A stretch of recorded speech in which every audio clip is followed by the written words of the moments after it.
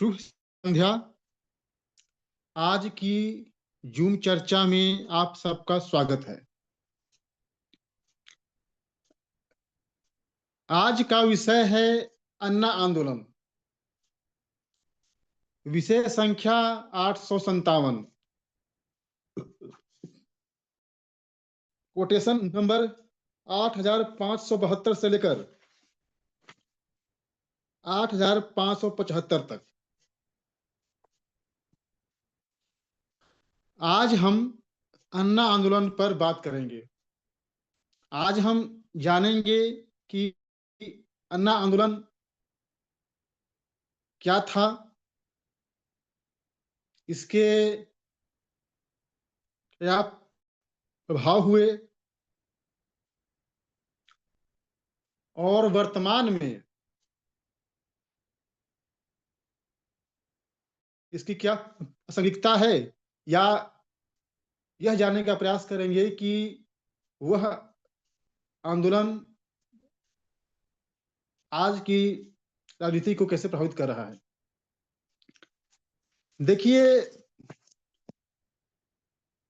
इस विषय की शुरुआत होती है इस कथन से कि लोकतंत्र यदि लोक स्वराज की ओर झुका तो लोक मजबूत होगा, वह मालिक होगा, और दूसरी तरफ तंत्र कमजोर होगा और वह व्यवस्थापक होगा। इसके विपरीत यदि लोकतंत्र मजबूत हुआ, मतलब लोकतंत्र का जो सत्ता एकत्रीकरण है वह मजबूत हुआ, तो जाहिर सी बात है तंत्र मजबूत होगा, वह मालिक बन जाएगा और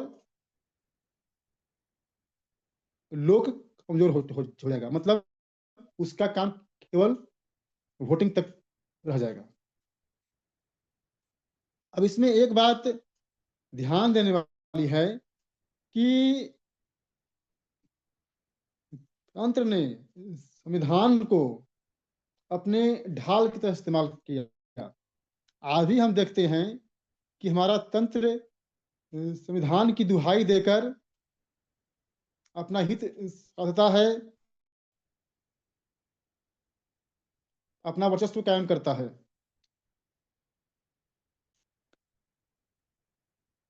अब यह ध्यान देने वाली बात है कि इस व्यवस्था से आजीज आकर, तंग आकर इस देश की जनता ने, जनमानस ने समय समय पर आंदोलन खड़ा किया,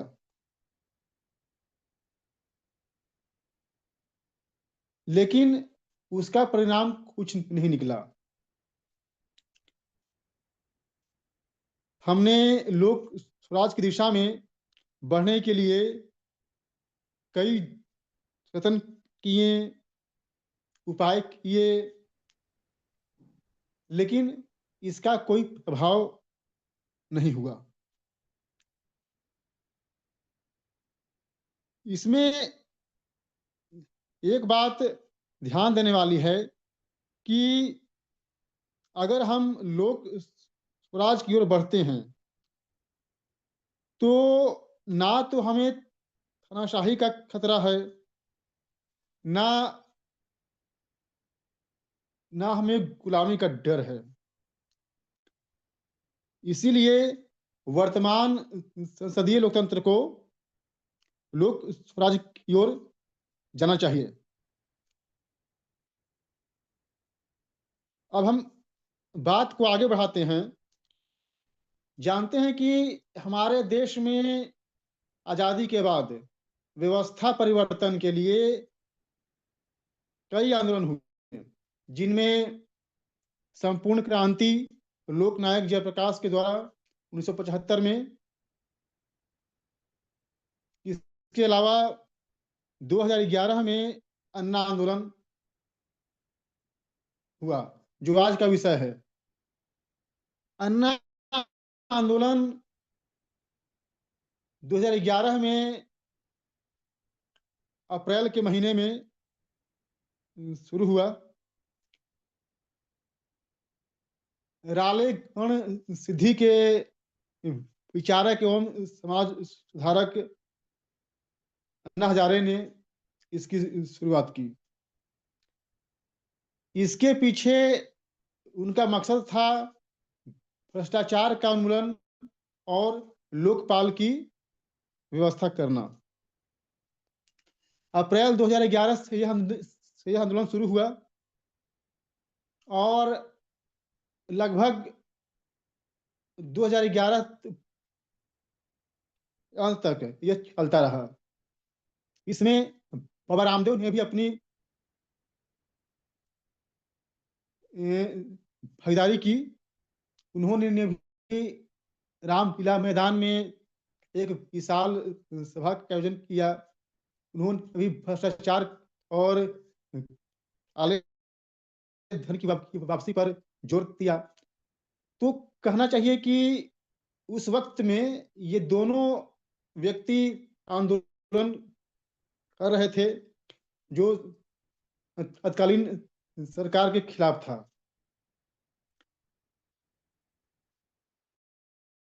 यह आंदोलन जब अपने चरम पर था, उसी वक्त इस आंदोलन के कुछ व्यक्तियों ने मिलकर एक पार्टी बनाई, आम आदमी पार्टी, जिसके मुखिया थे अरविंद केजरीवाल।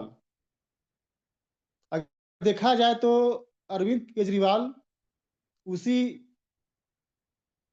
आंदोलन की उपज हैं।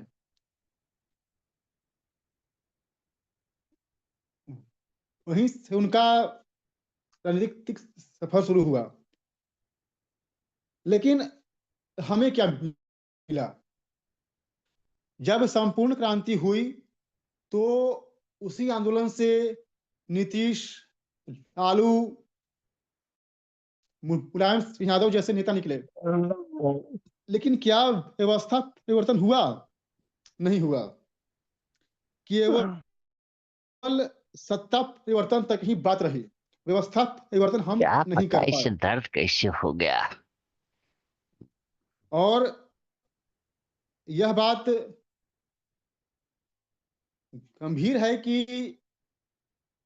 जिन लोगों ने व्यवस्था परिवर्तन का नारा दिया, जनता को सपने दिखाए, आज वही व्यक्ति उसी व्यवस्था का हिस्सा बनकर मलाई खा रहे हैं। तो फिर हमें क्या करना है? क्या हमें हाथ पर हाथ धर के बैठे रहना है या कुछ करना है? यह बात विचारणीय है और हमें विचार करना चाहिए। मेरा मानना है कि व्यवस्था परिवर्तन के लिए अब किसी तरह के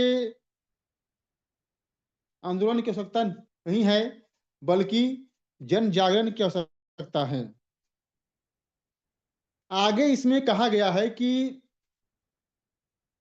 राजनेताओं को लेकर जब हम कोई भी जन आंदोलन करते हैं तो उसका दुष्परिणाम यह होता है कि राजनेता उसका पूरा फायदा उठाते हैं और उस आंदोलन को अपने हित में इस्तेमाल करते हैं, जैसा कि संपूर्ण क्रांति और अन्ना के साथ हुआ। यह धोखा जयप्रकाश नारायण, महात्मा गांधी और अन्ना हजारे के साथ हुआ। और मेरा मानना है कि इस तरह के आंदोलनों से जनता का कोई फायदा तो नहीं हुआ, लेकिन धूर्त और चालाक प्रवृत्ति के लोग जरूर सत्ता पर काबिज हो गए। अब बात करते हैं अरविंद केजरीवाल की। अरविंद केजरीवाल ने जब राजनीति शुरू की 2011-12 में, मुझे याद है कि उन्होंने अनशन शुरू किया था। उनकी स्थिति गंभीर हो गई थी।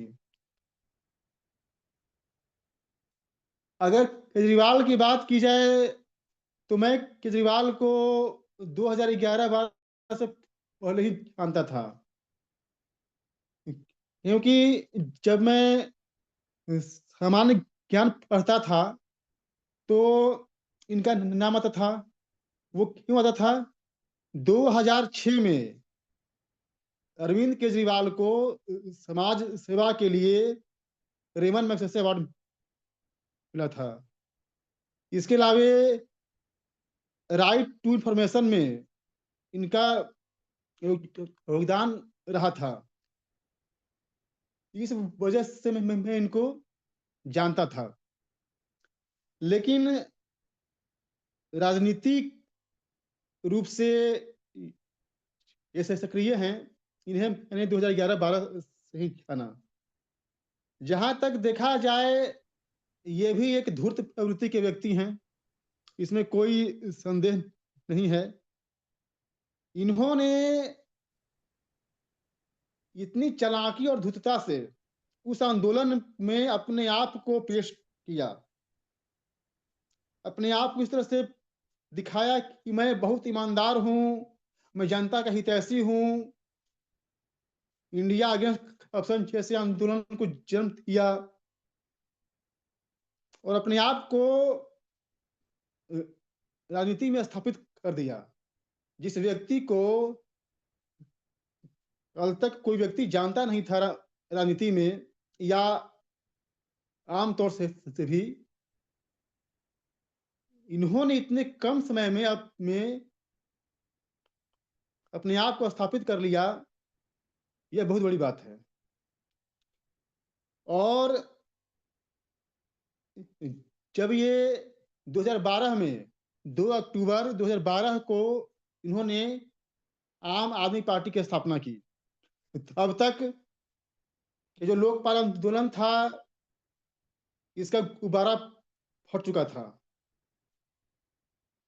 उसकी हवा निकल गई थी।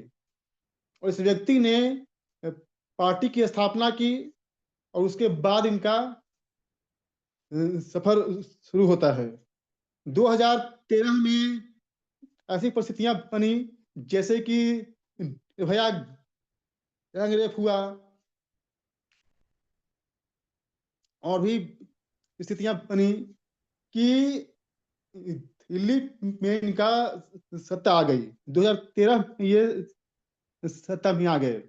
इन्होंने जनता को खूब सपने दिखाए, बड़ी बड़ी बातें की, ये कर देंगे वो कर देंगे, लेकिन हकीकत क्या रही, वास्तविकता क्या है? वास्तविकता यह है कि आज वही अरविंद केजरीवाल जो अपने आप को औरों से अलग करते थे, जेल में है। उनपे कई सारे इल्जाम लगे, शराब घोटाला का भी उन पर आरोप लगा और इन सभी बातों के अलावा उन्होंने एक ऐसा काम किया या उन पे आरोप लगे, वह था शीश महल। 45 करोड़ की लागत से इन्होंने शीश महल बनवाया, जो कि उनकी छवि, उनकी कथनी और करनी के अंतर को स्पष्ट करता है। और अब तो स्थिति यह है कि उनका जनता के बीच से विश्वास उठ गया है, मतलब जनता उन पर विश्वास उठ गया है और आज जनता ठगा हुआ महसूस कर रही है। इस बार इलेक्शन हुए तो आम आदमी पार्टी सत्ता से बाहर हुई और भाजपा आ गई। मतलब हम लोगों का जो विषय है कि व्यवस्था परिवर्तन की बात होती है और केवल सत्ता परिवर्तन होता है, तो वो भी यहाँ दिख रहा है। ये था आज का विषय जिसे मैंने अब सबके सामने रखा। आप लोगों ने मेरी बात को सुना, आप सबका धन्यवाद। धन्यवाद विपुल जी। बाकी के साथी बताएं।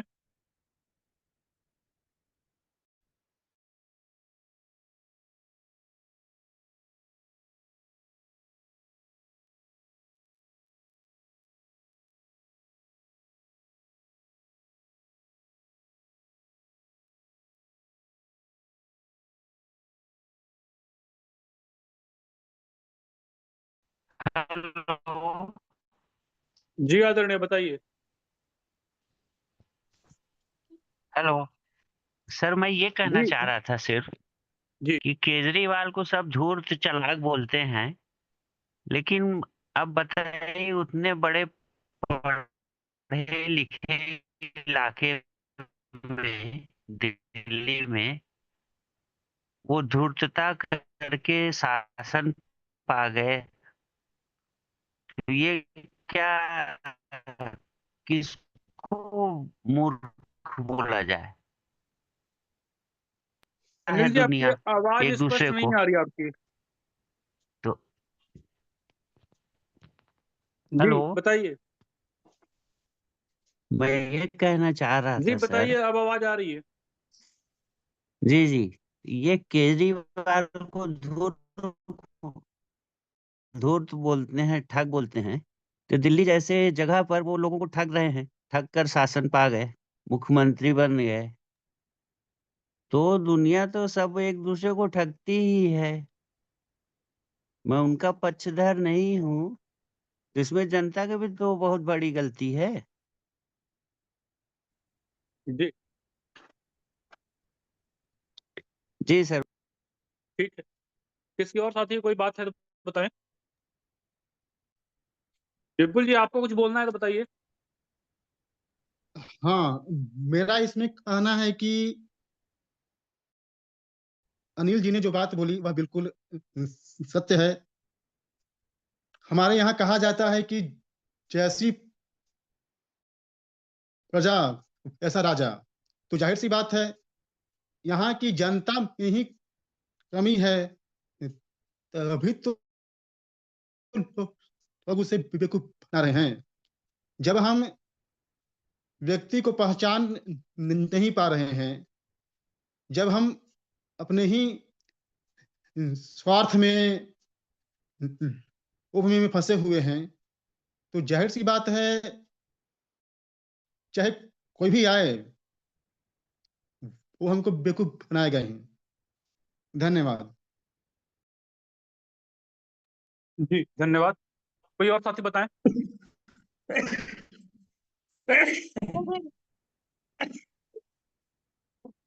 सभी साथियों को जय जय सीताराम। जी बताइए आदरणीय। विषय आज का अच्छा है, जिसकी तीन महापुरुषों के आंदोलनों की समीक्षा बेहतर तरीके से विपुल जी ने की है।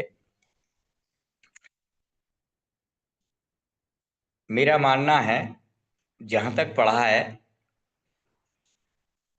कोई भी आंदोलन होता है वो किसी न किसी बुद्धिजीवी द्वारा समाज के हित में ही किया जाता है। जब व्यक्ति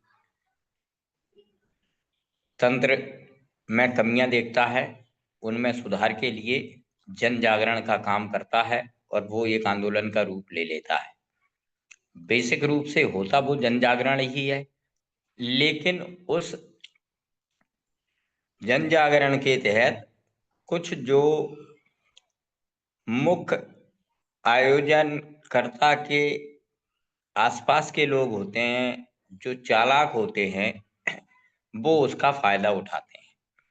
अब कमी जन जागरणकर्ता की ये रहती है कि जो भी करता धरता होता है, आंदोलन का प्रणेता होता है,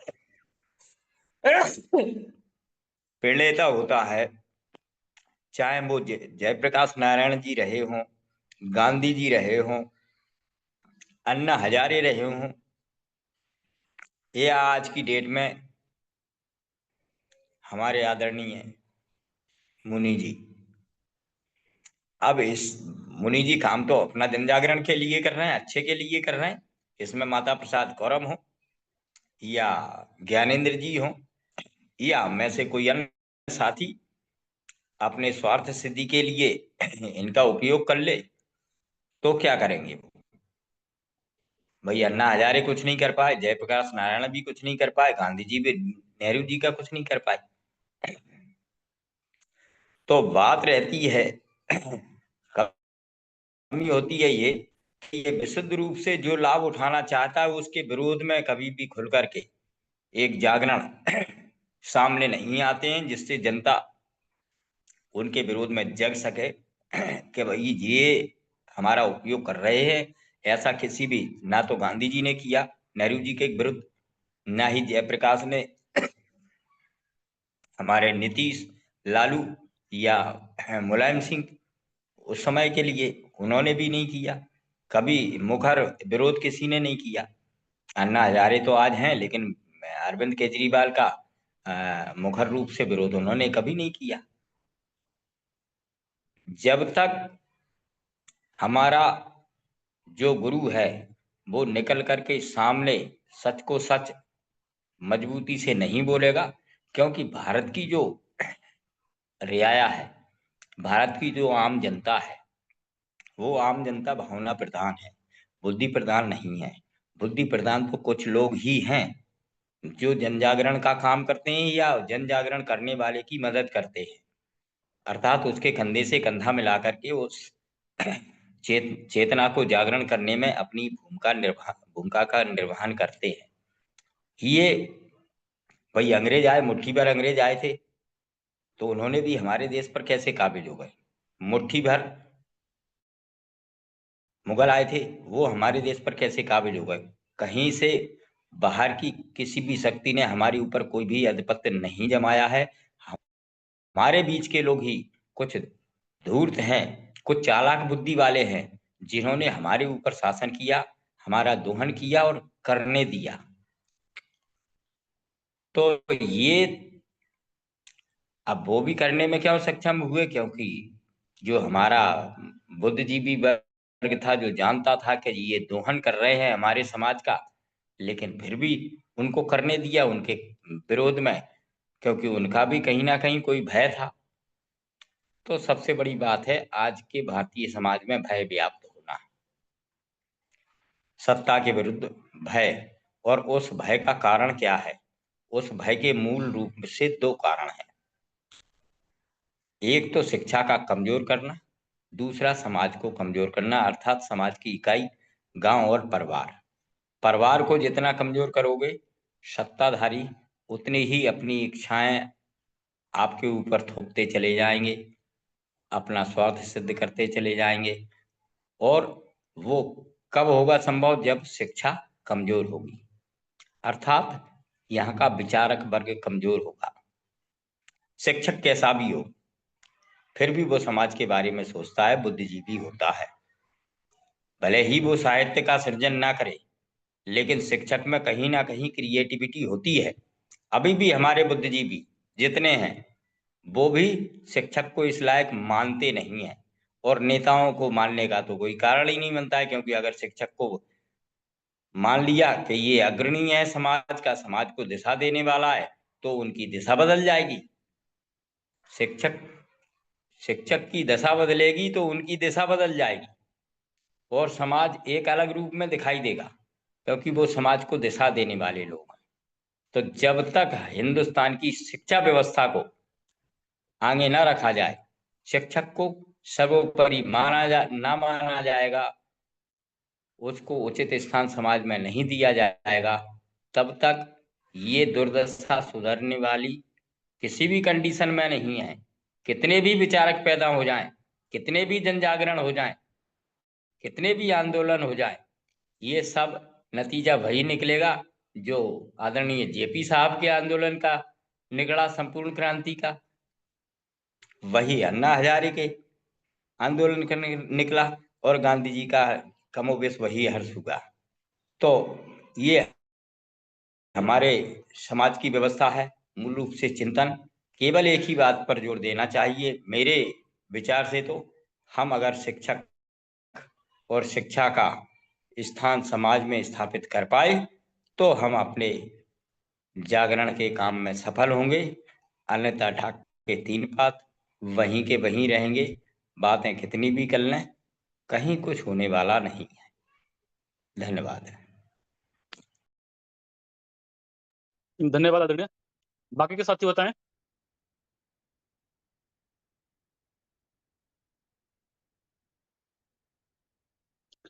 संजय जी, पवनजय जी, श्रीकांत जी, वैद्यराज जी, कबीरा बाबा अगर कुछ कहना चाहें, या आचार्य जी, अनिल जी बताएं कुछ। ब्रिजेश जी नमस्कार। जी बताइए आदरणीय। सभी भाइयों को मेरा नमस्कार। मैं थोड़ी सी बातों को इसी में जोड़ना चाहूंगा। पहली बात तो मैं शुरू करूंगा अनिल जी के उस प्रश्न से। नाम कबीरा अनिल कबीरा बाबा। अनिल जी ने प्रश्न किया था कि हम उसी को धूर्त और मूर्ख क्यों कहें, जनता भी ऐसी है। इसमें थोड़ा सा संशोधन हो सकता है भाई साहब कि ये कि जनता को हम मूर्ख नहीं कह सकते इस परिप्रेक्ष्य में, किंतु केजरीवाल को अधिक चालाक जरूर कह सकते हैं। अगर जनता पूर्णतः मूर्ख होती तो उसे पदच्युत दोबारा ना करती, यानी जरूर जागी, उसकी स्थिति को समझी, समय लगा, यानी कि उतनी चालाक नहीं है जितना केजरीवाल था। दूसरी एक बात आ जाती है कि यदि चाणक्य को तलवार उठानी पड़ती तो चंद्रगुप्त मौर्य ना होता। यानी जो विचारक होता है, जो समाज को दिशा देने का कार्य करता है, वो हमको रास्ता दिखाता है। उस रास्ते पे चलने का अधिकार या जरूरत या कर्तव्य हमारा होता है। ऐसा भी देखने को मिलता है, चाहे जिस आंदोलन की बात कीजिए। आज शायद जेपी जी की आत्मा रो रही होगी उनके द्वारा, उनके आंदोलन से पैदा हुए नेतृत्व को देखकर। अन्ना जी की भी रो रही होगी जीवित रहते हुए भी। अन्ना जी की अब एक गलती की जो महसूस करता हूं मैं व्यक्तिगत तौर पे, हो सकता है मैं गलत हूं, कि यदि वो एक आंदोलन करते हैं और उसमें से केजरीवाल निकलते हैं तो अन्ना जी या तो हार मान गए या अन्ना जी का उद्देश्य ही यही था। दो में से एक ही बात हो सकती है कि जिस रास्ते पे केजरीवाल चल रहा है वो ठीक है, या तो उनका उद्देश्य था इसलिए वो चुप रह गए, या फिर वो हार मान गए कि मैं नहीं बदल पाऊंगा व्यवस्था। वरना उनकी धूर्तता को देखने के बाद एक और आंदोलन हो सकता था, उनके खिलाफ हो सकता था, और शायद उनको इस बात की सहानुभूति भी मिलती।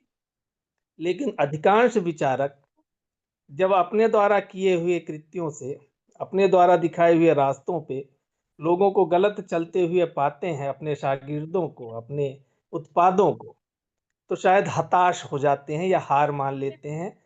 ऐसा देखने को मिल रहा है मौजूदा परिदृश्य में, तो कम से कम ऐसा ही है। अब रही बात कि अन्ना हजारे ने एक आंदोलन से केजरीवाल को पैदा किया, लेकिन उनकी समय सीमा बहुत कम थी, बहुत कम समय, चूंकि उन्होंने मुद्दे ऐसे पकड़े कि जनता जल्दी जाग गई।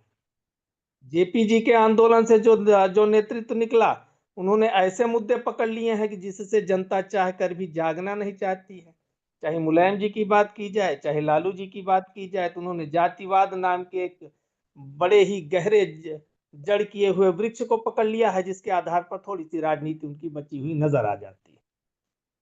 तो जनता मूर्ख तो नहीं कहेंगे हम, माता प्रसाद जी से बहुत ही सहमत हैं कि मूर्ख नहीं, भावना प्रधान, और भावनाओं में बह जाती है। उसके भावनाओं का लाभ लेने के लिए आने वाला व्यक्ति इनसे ज्यादा चालाक और धूर्त तो होता है, जिससे जनता का उपयोग कर लेता है। धन्यवाद। जी धन्यवाद आदरणीय जी। कबीरा बाबा कुछ बोल रहे हैं। जी जी बताइए आदरणीय। मेरी आवाज आ रही है? जी आ रही है आवाज।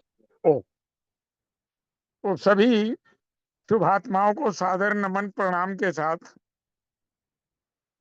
मुझे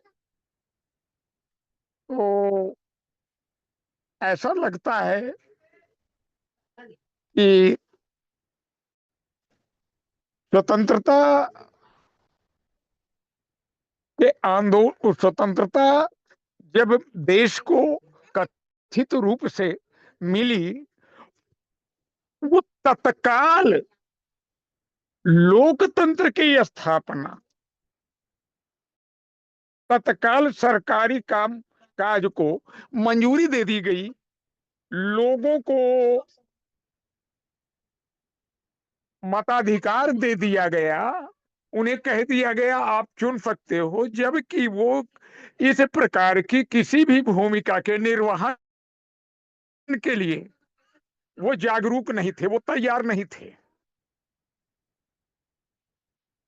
भारत, मैं सहमत हूं उस बात से कि भारत भावना प्रधान है। भारत समाज भावनाओं से ही चलता है। ये देश में अध्यात्म को मानता है, शांति में जीना चाहता है, भौतिकता से अधिक, भौतिक सत्ता से अधिक अलौकिक सत्ता में विश्वास करता है, अध्यात्म की चर्चाएं करता है। अब उसके सामने एक नई चर्चा, अध्यात्म की चर्चा करने वालों के सामने एक नई चर्चा आ गई, वो राजनीतिक, खुलेआम राजनीति करने वालों ने अपने को घोषित किया। जो लोग अध्यात्म की बात करते थे उन्हीं लोगों में से राजनीति शुरू हो गई। और राजनीति है क्या? राजनीति के लिए या से महत्वपूर्ण बात यही है कि जैसे लोग राम को मानते हैं, राम की नहीं मानते, बुद्ध को मानते हैं, बुद्ध की नहीं मानते, वैसे ही राजनीति देश के लिए चाहिए या देश से चाहिए, ये समझ नहीं सके लोग। जहां तक, मैं ज्यादा लंबा इसमें नहीं जाना चाहूंगा, मैं तो केवल सुधार के लिए जहां पे कुछ हम लोग कर सकते हैं, दो आंदोलनों को देखा, सारे लोग समझ रहे हैं, कोई कोई कारण समझ रहा है, लेकिन आंदोलन फेल हुए।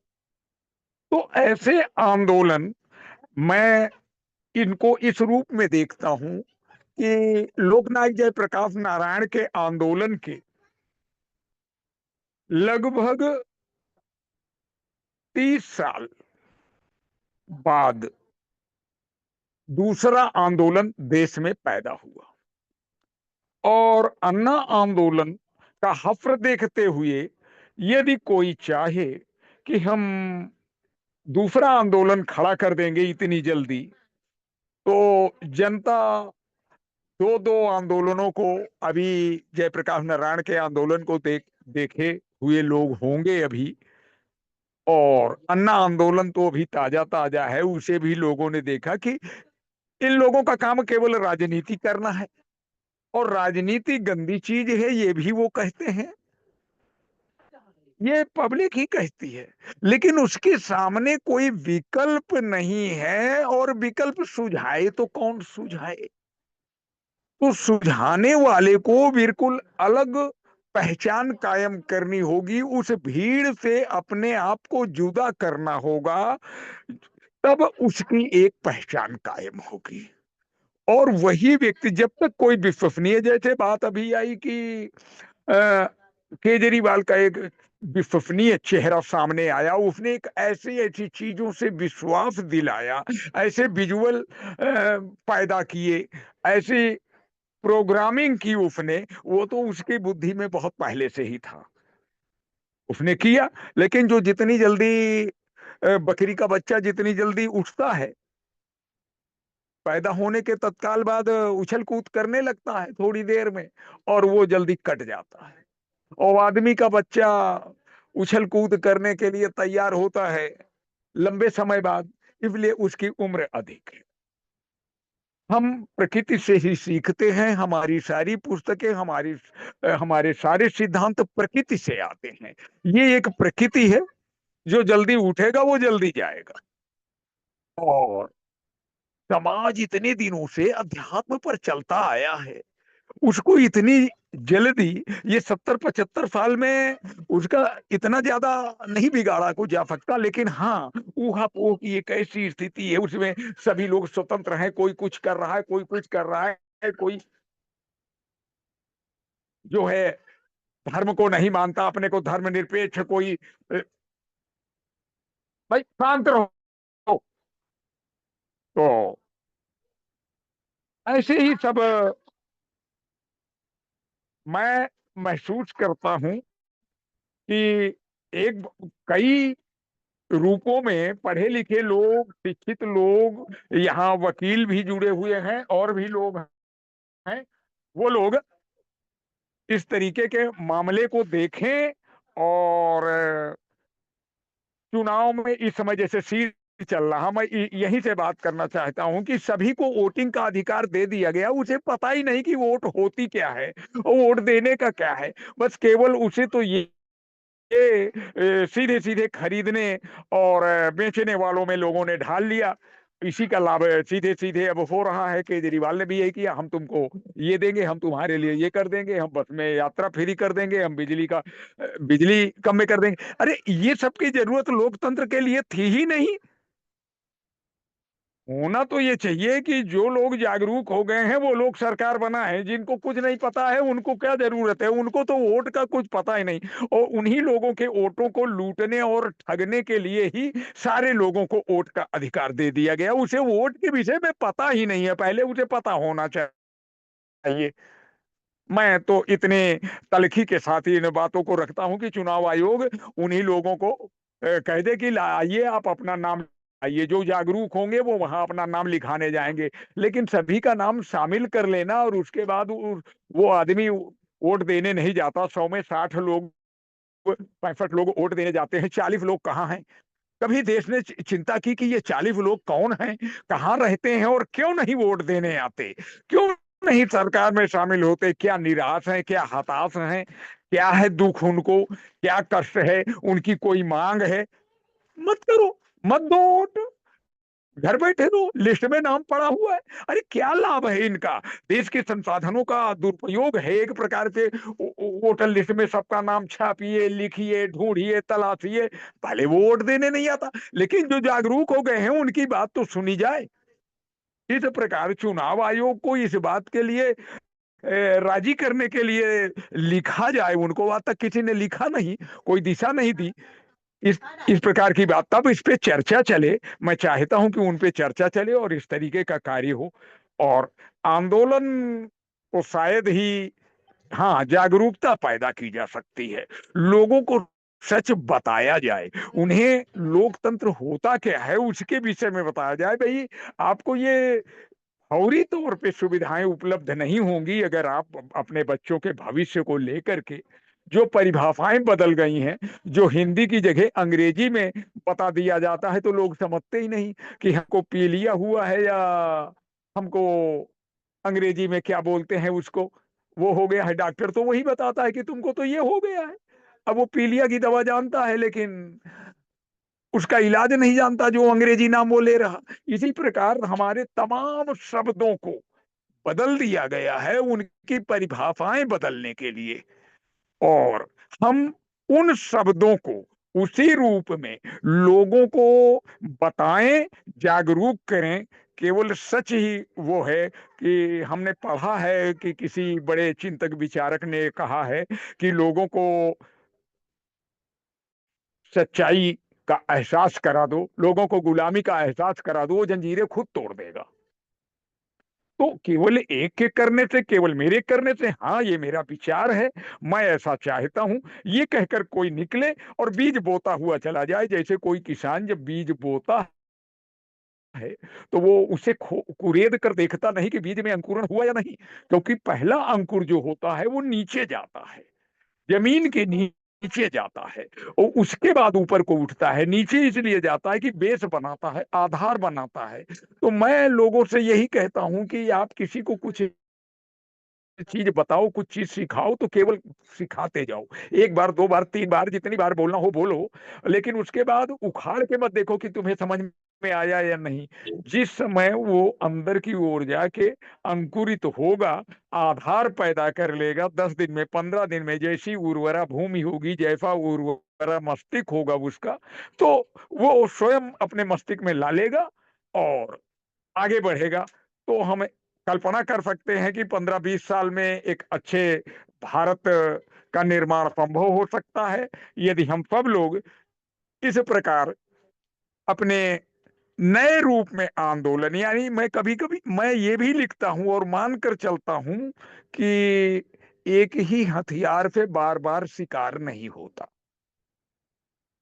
जिसका शिकार करना है उसे भी पता होता है कि इनके पास यही इतनी ताकत है, आएंगे 15 दिन भूखे बैठेंगे, बात खत्म। उनको भी पता है कि ये मुझे बुला रहे हैं, शायद इनको भी नेता बनने का शौक चल रहा है। वो किसी रूप में भी विश्वास करने के लिए लोगों पे तैयार नहीं है। अभी का तो यही है। हाँ, जब नई पीढ़ी आ जाएगी, जो वर्तमान की पीढ़ी भूल जाएगी, इसीलिए मैंने कहा कि जयप्रकाश नारायण के आंदोलन और अन्ना के आंदोलन में क्या ये समस्याएं तब नहीं थी? समस्याएं थी, लेकिन तत्काल कोई दूसरा आंदोलन, जो लोग भुक्तभोगी एक बार हो जाते हैं, वो कभी दूसरे आंदोलन में शामिल होने नहीं जाते। हाँ, जब नई पीढ़ी आ जाती है तो उसे कुछ नया नया लगता है, वो पीढ़ी ही आकर के दोबारा आंदोलन को इस रूप में चला सकती है, बढ़ा सकती है। लेकिन क्या हम लोग तब तक ऐसे ही निराश बैठ जाएंगे? बिल्कुल नहीं। हमें वो बात भी पसंद आई कि अन्ना जी केजरीवाल का विरोध करने के लिए मैदान में क्यों नहीं आए। वहीं से विरोध करते अगर अन्ना जी, तो बड़े आंदोलन की जरूरत नहीं थी। लोगों को संदेश तो जाता। वो चेक लेना या देना, ये दिखाना, अन्ना ने मना कर दिया। सब कुछ ठीक है। अन्ना ने तो बहुत बड़ा त्याग किया कि राष्ट्रपति बन जाओ। वो भी जान गए कि इसके आगे कोई सीमा नहीं है। जो लोग तय करते हैं, नीति निर्धारक एक प्रकार से लोग हैं। वो लोग जैसे कांग्रेस पार्टी में अभी चर्चा में आया कि हाई कमान जो फैसला लेगा, यानी पार्टी नहीं, पार्टी का अध्यक्ष ये बोल रहा है कि हाई कमान फैसला लेगा। पार्टी के ऊपर भी हाई कमान होता है।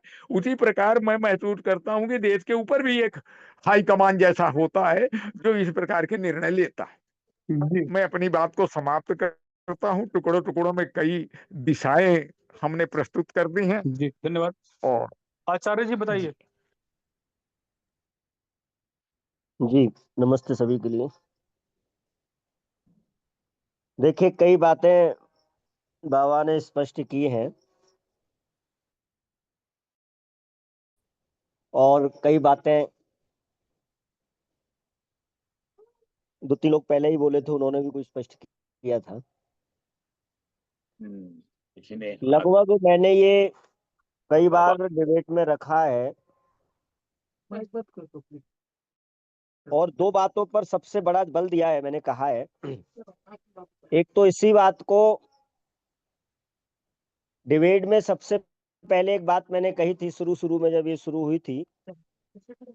एक बात हमें विचारणीय है, जब सत्ता पक्ष और विपक्ष संसद में या विधानसभा में होता है और इनकी सैलरी, कोई सुविधा शुल्क, इनके खुद के इस तरह के कोई फायदे की बात होते हैं, तो ये कोई विरोध नहीं करते हैं और सब एक होकर के उसको स्वीकार कर लेते हैं। ये मुद्दा बहुत बड़ा है समाज के सामने ले जाकर।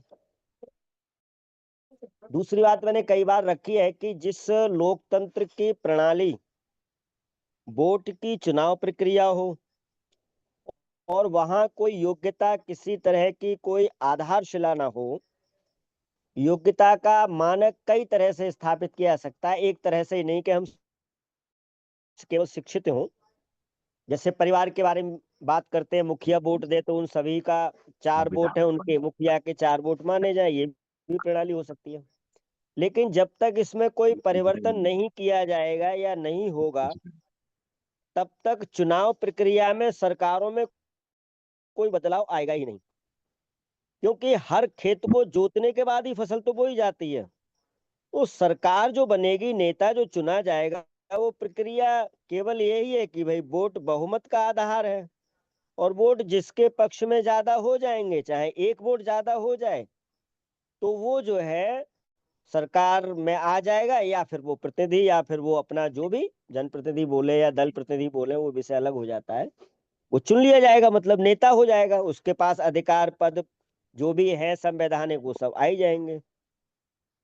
दूसरी बात, यदि हम देखें इन्हीं लाइनों में कि जब एक वोट की हार जीत हमारे लिए स्वीकार्य है, स्वीकार से मतलब एक व्यवस्था बनी हुई है, तो हर व्यक्ति जो लड़ रहा है चुनाव में, वो जीतने के लिए ही गया है और वो कौन सा ऐसा हथकंडा नहीं होगा जो नहीं अपनाएगा। जैसे साम दाम दंड भेद, ये 4 नीतियां हैं, उसके फिर प्रतिकूल आ जाइए, उल्टे आ जाइए, शराब पिलाना, पैसा खर्च करना, गुंडागर्दी, पक्ष विपक्ष, मोहल्लों में जाकर के मतलब पैसा बांटना, ये सभी जितने अधिकार जितनी भी क्रियाएं जो हो सकती हैं वो अपने पक्ष में लाने की वो करेगा ही, क्योंकि हर व्यक्ति का अपना आधार होता है और जिसके पास जितनी सामर्थ्य है वो लगाएगा उस तरह से। इन चीजों पर हम ध्यान दें तो राजनीति में कभी परिवर्तन इस तरह से हो ही नहीं सकता। जैसे हम देखें, अगर हम कहें कि भाई, जैसे एक प्रश्न किया गया था अरविंद केजरीवाल, वो तो बिल्कुल ठीक बात है, शुरू में ही उनके लक्षण दिख गए थे, बहुत सारे वीडियो ऐसे वायरल छोटे छोटे हो गए थे। एक वीडियो आज भी है जहां पर वो उसमें कमरे में बैठे हुए कुमार विश्वास जो है वो बोल रहा है कि मतलब जो है, और वो उस पर चारपाई पे लेटा लेटा बड़ा हंस रहा है। वहां पर एक व्यक्ति का कार्यकर्ता नहीं कहेंगे, वो सैलरी जैसे कंप्यूटर पे काम करता है, तो वो बैठा हुआ है, तो वो थोड़ा ध्यान देने लगा है, तो कह रहा है भी तुम्हें जिस चीज को रखा गया है तुम उसी को, इन बातों पे ध्यान मत दो। तो जो भावनात्मक जनता हमारी है समाज की, उसके अंदर समझ या जो कहनी चाहिए वो नहीं है। लेकिन फिर वही बात है कि चुने किसको, भाई चुनाव प्रक्रिया ही वही है। दूसरी बात, क्या कांग्रेस को नहीं देखा, क्या बीजेपी को नहीं देखा, क्या सपा को नहीं देखा, क्या बसपा को नहीं देखा, मैं उत्तर प्रदेश के लेवल से बात कर रहा हूँ, या अन्य जो क्षेत्रीय पार्टियां अपने अपने राज्यों में किसको नहीं देखा और किसको चांस नहीं मिला है? लेकिन प्रक्रिया तो वही है, व्यवस्था तो वही है। तो उन सारी चीजों को देखते हुए जब तक हमारी इन प्रक्रियाओं में, चुनाव प्रक्रिया में कोई सुधार नहीं आएगा, तब तक तो कोई व्यवस्था उस तरह की नहीं बन सकती। दूसरी मैं एक बात और कहना चाह रहा हूँ, देखिए समाज के जो हमारे राजनीतिक व्यवस्था है, यानी जो पार्टियां हैं, नेता जो चुन करके जाते हैं, इनके सामने आप दो ही विकल्प, दो ही चुनौतियां पेश कर सकते हैं। एक जैसे अभी लिखा है संविधान सभा में मैंने ये, एक चुनौती तो ये है कि वोट का बहिष्कार, एक सामूहिक रूप से जो जनता का 20%, 30%, 40% सामूहिक वोट का बहिष्कार होगा, तो मतलब जो है वो वहां पर ये चिंतन करेंगे, सोचेंगे। दूसरी एक प्रक्रिया ये कि हमारा भय, समाज का भय, जैसे आंदोलन की बात कही गई, तो उस आंदोलन का स्वरूप दूसरा भी हो सकता है। यदि हम उनके सामने चुनौती भय जब तक पैदा नहीं करेंगे, वो हमारी बात को कभी स्वीकार नहीं करेंगे। एक बात मैं और कहता हूं कि नेता एक जाति है। जैसे हम लोग कहते हैं अच्छे लोगों को राजनीति में जाना चाहिए और भले लोगों को राजनीति में जाना चाहिए। व्यवस्था उस तरह की बनी हुई है, भले लोग अच्छे लोग जानते हैं कि राजनीति में, हाँ वो भले लोग बनते तो हैं, लेकिन माइंड में उनके वही चलता है, वही तरह की व्यवस्था है। तो वो अच्छे भले लोग तो सफल हो नहीं सकते राजनीति में। उसका कारण ये कि वो जितने हथकंडे उनके पास जो है वो उनको आते नहीं, और इतना धनबल भी नहीं है। तो किस तरह से चुनाव प्रक्रिया में जो है इससे वो थोड़े दूर हो जाते हैं। एक बात कह करके अपनी बात को अपनी समाप्त कर रहा हूं, जब तक हमारी संवैधानिक व्यवस्था में जो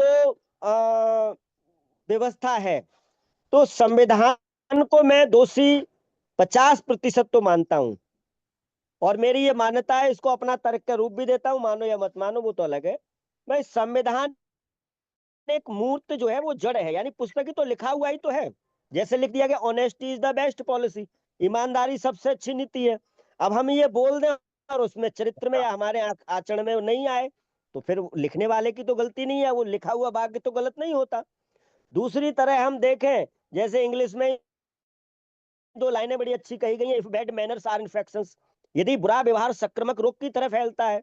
आगे की लाइन लिखी, so also good manners are infection, तो अच्छा व्यवहार भी उसी तरह फैलता है।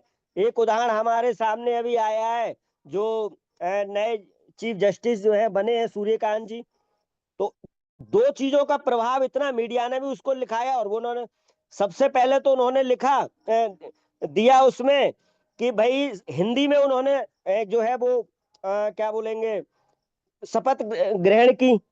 दूसरा, उन्होंने शायद 2-4 दिन के बाद ही उनका जो है एक बयान आया कि यदि किसी गरीब के न्याय के लिए मुझे आधी रात भी कोर्ट आना पड़े या कोर्ट खोलना पड़े, इस तरह का कुछ है बयान, तो मैं आऊंगा। तो ये बात देखिए कितनी, अपने संविधान तो वही है, लेकिन व्यक्ति की मानसिकता में परिवर्तन हुआ है। व्यक्ति मानसिकता का मतलब उसका अंदर की जो मानसिकता है, जो विचार है, वो दूसरा है। तो एक चीज जरूर है कि संविधान भले यदि ये रहता है, लेकिन अच्छे लोग पहुंचते हैं, फिर वही प्रश्न आता है कि अच्छे लोग कैसे उस पर हो। तो उसी संविधान के लिए एक बहुत अच्छे रूप से उसको सुचारू रूप से चलाया सकता है, और जब अच्छे लोग होंगे तो संवाद हो सकता है, समीक्षा हो सकती है। भाई इस समय वर्तमान में और हम समाज को क्या अच्छे स्वरूप में ला सकते हैं, समाज को क्या अधिकार दे सकते हैं, और हम हमारी परिवार व्यवस्था अच्छी हो भारतीय, और अच्छा हमारा समाज बने, कुछ हम अपना वजन कम करें, अपना बोझ कम करें, जो बाबा का बहुत मुख्य विषय रहता है, अकेंद्रीकरण। तो इस विषय पर थोड़ा सोच करके कुछ अधिकार समाज को भी दे दें, लेकिन वो देंगे तब जब ही मानवीय प्रवृत्ति का जो व्यक्ति जहां पहुंच है संसद में या विधानसभा में, उनके मन में ये बात आएगी। एक लास्ट बात कह करके, शक्ति, धन और सम्मान, पद कोई भी खोना नहीं चाहता है, ये इतिहास गवाह है। और ऐसा हम मान रहे हैं कि हाथ जोड़ करके उनसे मांगे तो वो भीख के रूप में तो हमें कुछ दे सकते हैं, ना अपनी शक्ति कम करेंगे, ना अपना सम्मान कम करेंगे, ना पद छोड़ेंगे, और ना जो पैसे की एक प्रक्रिया राजनीतिक बनी हुई है धन की, उसमें कमी करेंगे। क्योंकि वो सोचेंगे भाई अभी मैं जीता हूं, धन की व्यवस्था खत्म कर देता हूं, समाज के हाथ में धन व्यवस्था दे देते हैं, तो फिर हम अगला चुनाव कैसे जीतेंगे। तो वो सारी बातें बहुत हैं, बहुत मुद्दे समाज के सामने ले जाने को है। अंतिम बात एक मुझे याद आ गई तो कह करके अपनी वाणी को विराम दे रहा हूं। देखिए जिस तरह से, जैसे माता प्रसाद जी ने कहा और ये बाबा ने ही बोला था, भारतीय जो समाज है वो धर्म प्रधान है, भावना प्रधान है। मैं इस बात को अधिकतर कहता रहा हूं, क्योंकि धार्मिक संगठनों का एक स्वरूप बना हुआ है, चाहे वो आर्य समाज है, गायत्री परिवार है, अन्य और भी कई संगठन हैं ऐसे जो थोड़ा राष्ट्र चिंतन या अन्य तरह से करते हैं। अपना ही मान लीजिए हम लोग जो चर्चा कर रहे हैं मां संस्थान के द्वारा, ये अन्य जैसे। तो इन संगठनों में जो प्रचारक हैं, जहां संस्कारों की बात करते हैं, चरित्र निर्माण की बात करते हैं, ये प्रचारक जिस दिन व्यवस्था परिवर्तन की बात करने लगे और इनका चिंतन राजनीति पे जाने लगे कि भाई हम संस्कारों से कुछ नहीं कर सकते, और यदि हमने संस्कार कुछ करने का मतलब ये है कि संस्कार हमने प्रबल कर लिए, लेकिन बेईमानी का आधार व्यवस्था है। व्यवस्था जो बनी हुई है संवैधानिक है, ये हमें बेईमानी करने सिखा रही है। बिना लिए दिए हुए कोई काम ही नहीं हो सकता। बिना सरकारी मतलब जो है जो कार्यालय है या इनमें सुविधा शुल्क उसको समझते हैं, तो फिर हमारी नैतिकता, हमारे संस्कार कहाँ जाएंगे। वो तो हमें काम कराना पड़ेगा, बात तो हमें बेईमान बनना ही पड़ेगा, या देना पड़ेगा या लेना पड़ेगा। तो ये जब चिंतन थोड़ा प्रचारकों, क्योंकि उनकी एक व्यवस्था बनी हुई है, बहुत बाहवायात में वो लोग प्रचारक हैं, उनसे लोग जुड़े हुए हैं, उनकी समझ में ये बात आ जाए तो मां संस्थान का बहुत जल्दी सरल, और बहुत जल्दी जो 100 साल में, 200 साल में या 50 साल में हो, वो 10 साल में हो सकता है, 5 साल में हो सकता है। ये विचार भी हमारे बिंदु के हो सकते हैं, लेकिन इन पर हम चिंतन नहीं जाता है बाबा। आप धन्यवाद सभी आचार्य जी। बंधुओं आप सभी बंधुओं को नमस्कार। लोकतंत्र यदि लोक स्वराज्य की तरफ झुका तो लोक मजबूत और मालिक होता है तथा तंत्र कमजोर और व्यवस्थापक। यदि लोकतंत्र सत्ता के एकत्रीकरण की दिशा में झुका तो तंत्र मजबूत और मालिक बन जाता है। लोग सिर्फ मतदान तक सीमित होकर तंत्र का मुखापेक्षी हो जाते हैं। अच्छा, सत्ता के मजबूत होने से समस्या किसको है? अगर हम ये कहते हैं कि सत्ता मजबूत हो रही है तो 140 करोड़ लोगों में कौन ऐसे लोग हैं जिनको सत्ता के मजबूत होने से समस्या है, तंत्र के मजबूत होने से समस्या है? सभी लोग चाह रहे हैं कि हमारा नेता जो है 56 इंची वाला हो, हमारा विधायक ऐसा हो कि वो जो कह दे वो काम हो जाए। सब लोग चाह रहे हैं आईएएस के हाथ में पावर हो, वो जो चाहे वो हो जाए। तो उसमें कौन ऐसे लोग हैं जो ये चाहेंगे कि सत्ता मजबूत ना हो, तंत्र मजबूत ना हो? कुछ ऐसे लोग समाज में हैं जो यह विचार करते हैं, या जिनको नेता का फॉलोअर बनना अच्छा नहीं लगता है, या जैसे चापलूसों की जमात में वो फेल हो चुके हैं, कोशिश किए कि हम नेता से सट जाएं, नहीं सट पाए तो अलग हो गए, अंगूर खट्टे कह दिए। बाकी लोग तो इसी फिराक में हैं कि कैसे नेता से जुड़ जाऊं, कैसे आईएएस से जुड़ जाऊं और मेरा काम चलता रहे। और कितने लोग इस पक्ष में हो जाएं कि सत्ता कमजोर हो, तंत्र कमजोर हो, लोक मजबूत हो, तब ऐसी व्यवस्था हो जाएगी। हम कहते हैं 1 करोड़ 40 140 करोड़ लोगों में 40 करोड़ लोग अगर इस पक्ष के हो भी गए कि सत्ता कमजोर हो, तंत्र कमजोर हो, लोक मजबूत हो, तब भी क्या फर्क पड़ता है? बहुमत तो उन्हीं लोगों का है। तो आपकी इस सोच को कहीं कोई बल मिलता नहीं। आपकी इस सोच का बल तब मिलता है जब लोगों को ये लगे कि मेरा परिवार कैसे इकट्ठा रहे।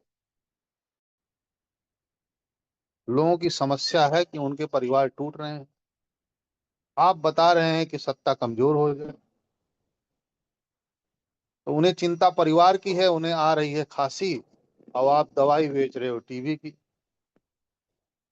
वो कतई नहीं लेंगे। तो अगर उनको कोई ऐसी व्यवस्था मिले कि उनके परिवार टूटने से बच जाएं, तो जाहिर सी बात है वो उसमें इन्वॉल्व हो सकते हैं और अपना श्रम और पैसा भी उसके लिए खर्च कर सकते हैं। जब परिवार बच जाएगा, परिवार का हम एक ढांचा बना लेंगे, तो फिर हम अपना मुखिया, समाज का मुखिया भी चुन लेंगे। तो जब समाज के मुखिया तय हो जाएंगे जो सरकारी नहीं होंगे, तो सत्ता के मुखिया समाज के मुखिया से डरेगा तो जरूर, क्योंकि उसके पास रियल वोट है, लोगों की रियल ताकत है। और ताकतवर कौन नहीं बनना चाहता है? सभी लोग ताकतवर बनना चाहते हैं। तो जो समाज का मुखिया रहेगा, जब सत्ता उसके सामने घुटना टेकेगी, तो तमाम वीर जो है समाज के मुखिया बनने के लिए खड़े होंगे कि भैया हम सत्ता वाले नहीं हैं, हमको सिर्फ आलोचना करनी है, हमको भ्रष्टाचार के खिलाफ बोलना है, हमको अपने सामने झुकते हुए देखना है ग्राम प्रधान को। तो ऐसे लोगों की जमात तैयार हो जाएगी। लेकिन अगर हम उनसे सिर्फ ये कहते भर रहे हैं कि सत्ता कमजोर होनी चाहिए, तंत्र मजबूत होना चाहिए, तो वो एक कान से सुनेंगे, एक कान से निकाल देंगे।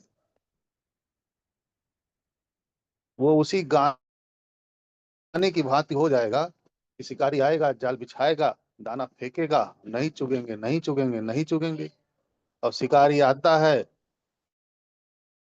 जाल बिछाता है, दाना फेंकता है और चुगने लगते हैं, और बांध के लेके घर जाता है और लोग उसी में गाते रहते हैं कि शिकारी आएगा, जाल फेंकेगा, दाना फेंकेगा, हम नहीं चुकेंगे, नहीं चुकेंगे।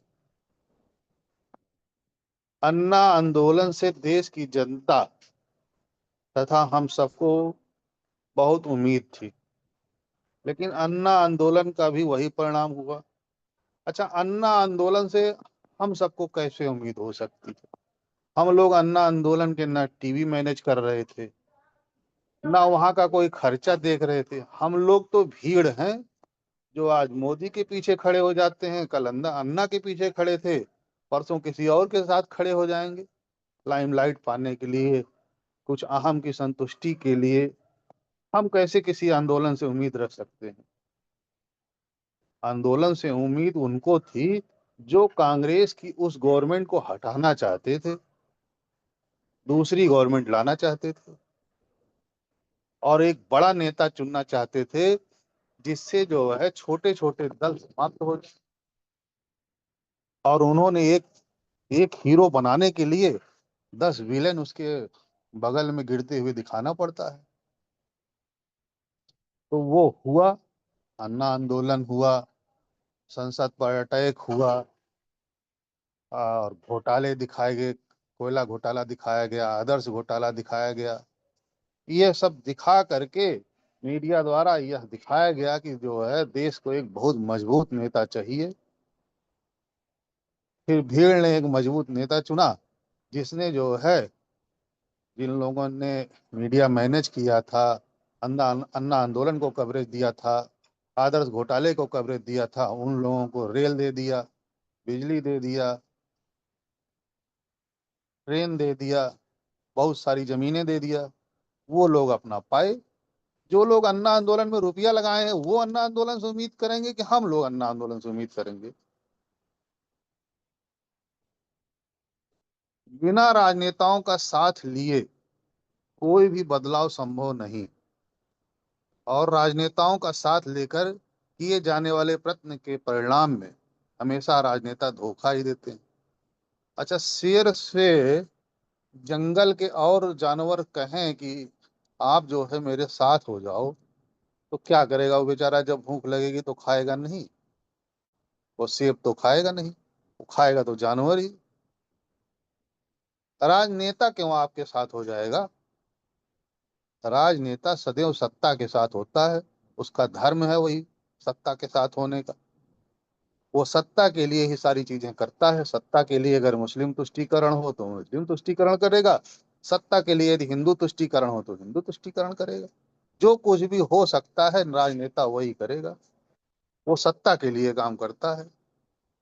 अब आपको अपनी व्यवस्था अगर बनानी है कि समाज का कोई ढांचा हो, समाज इस बारे में सोचे कि राजनेता इसी मुद्दे पे काम करेंगे, जो मुद्दा हम ले आएंगे।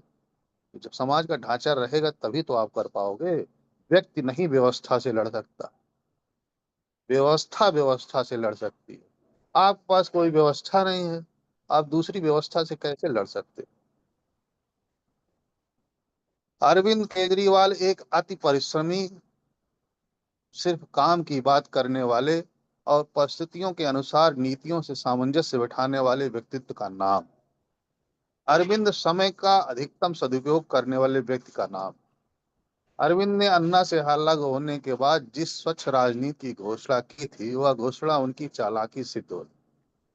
कोई भी आदमी कितना भी अच्छा हो, परिश्रमी हो, परिस्थितियों से सामंजस्य बिठाने वाला हो, क्या वो सत्ता से लड़ पाएगा? सत्ता से जीसस नहीं लड़ पाए, मोहम्मद नहीं लड़ पाए,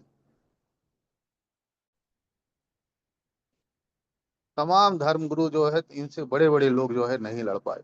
सब ने सत्ता के सामने घुटने टेके। एक ऐसा मसीहा जो अच्छी बात करेगा बिना हथियार के, वो मारा जाएगा। कोई भी मसीहा हो, अगर उसके पास हथियार नहीं है, अच्छी बात करेगा तो मारा जाएगा। उसका यही एक परिणाम। उसमें अरविंद क्या कर सकते हैं या कोई भी क्या कर सकता है? सत्ता की जो व्यवस्था है, जो मीडिया कवरेज को व्यवस्थित करता है, जो पैसा लगाता है, इलेक्शन करा करा मैनेज करता है, वोट के लिए प्रेरित करता है, वह सत्ता से सामंजस्य बैठाएगा कि ये परिश्रमी आदमी सत्ता से सामंजस्य बैठा पाएगा? हम वोट देते समय रेडीमेड विचार टीवी से पाते हैं और उसके बाद उसी हिसाब से सोचते हुए जाते हैं और वोट देके चले जाते हैं। आज सिर्फ रेडीमेड खाना, रेडीमेड कपड़ा ही नहीं है, रेडीमेड विचार भी है। हम टीवी से सुनते हैं, उससे प्रभावित हो जाते हैं। हमने अपने बुद्धि से सोचना ही बंद कर दिया है। हम नई बातों को कहते ही नहीं, और लोग नई बात सुनने को तैयार भी नहीं है। जैसा वो टीवी में देख के आए हैं, डिबेट में सुन के आए हैं, वैसे ही कुछ बात अगर आप कहोगे तो वो सुन लेंगे। बाकी अगर आपने थोड़ा सा भी दिमाग पे जोर देने के लिए कोई बात कही तो उसे सुनने को राजी नहीं। धन्यवाद। जी धन्यवाद आदरणीय। बाकी के साथी बताएं। हाँ, नमो नमः। जी आदरणीय, बताइए, शॉर्ट में रखिएगा बात। हाँ, धन्यवाद। आज का विषय लोकतंत्र और आंदोलनों की दिशा कैसे जो है कि सही स्थिति में चले, इस पर जो है कि विचार विमर्श है। बहुत अच्छा है, बहुत व्यापक जो है कि है। और जो व्यवस्था चल रही है इसमें लगभग जो है कि लोकतंत्र की दिशा तो जो है कि गड़बड़ा गई है। लोकतंत्र जो है कि पार्टी तंत्र में बदल गया है और लोक स्वराज्य की तरफ जो बढ़ना चाहिए लोकतंत्र, वो चला गया है पार्टी तंत्र के अधीन हो गया है।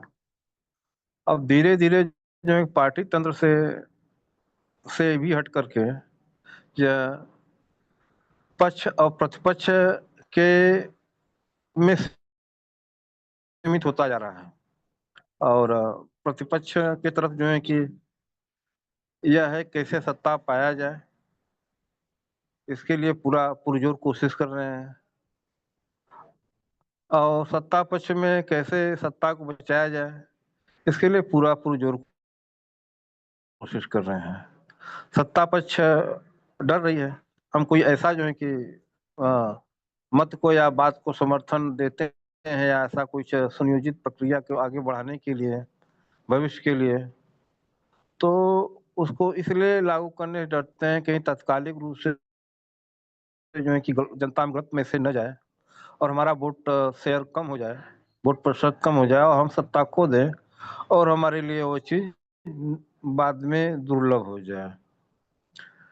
और प्रतिपक्ष का काम है कि हम जो है कि सत्ता पक्ष को ऐसे मुद्दों की तरफ नहीं जाने देंगे जो कि वह सत्ता को और अधिक जो है लोकप्रिय बना दें और एक सही व्यवस्था देने में सफल हो जाती है तो हमारा अस्तित्व कैसे रहेगा।